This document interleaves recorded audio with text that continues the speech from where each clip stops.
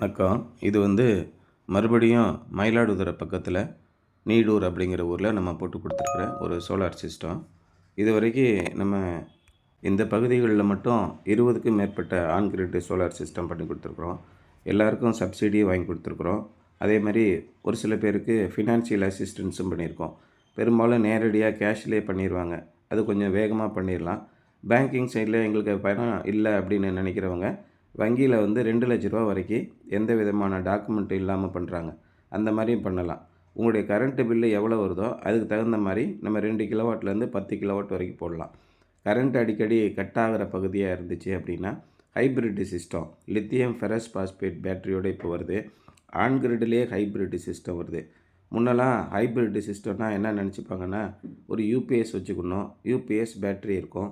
அதோடு சேர்த்து ஒரு சோலார் பேனலையும் இணைச்சிட்டோம்னா, அதை ஹைபிரிட்ன்னு சொல்லுவாங்க. அப்போது சும்மா கரண்ட் அதிக நேரம் கட் ஆகி பேட்டரியை சார்ஜ் பண்ணுறதுக்கு கூட இபி கனெக்ஷன் இல்லை, இபி கனெக்ஷன்லேருந்து நமக்கு பவர் வரல அப்படின்னா, அந்த நேரத்தில் சோலார் பேனல்லேருந்து கொஞ்சம் போல் பவர் நமக்கு ஹைப்ரிட்டாக ஒர்க் ஆகும் அப்படின்னு இருந்தது. இப்போல்லாம் அந்த ஹைப்ரிட்டோட கான்செப்டே மாறிடுச்சு. ரொம்ப மிகப்பெரிய சிஸ்டம்லாம் வந்துருச்சு. ஒரு நாளைக்கு 50 யூனிட்டு 100 யூனிட்டு ஸ்டோர் பண்ணுற அளவுக்கு கூட பேட்டரி ஸ்டோரேஜ் சிஸ்டம் வந்துருச்சு. அதுவும் நல்ல எஃபிஷியன்ட்டான பேட்டரி ஸ்டோரேஜ் சிஸ்டம். 99% எஃபிஷியன்சி உள்ளது.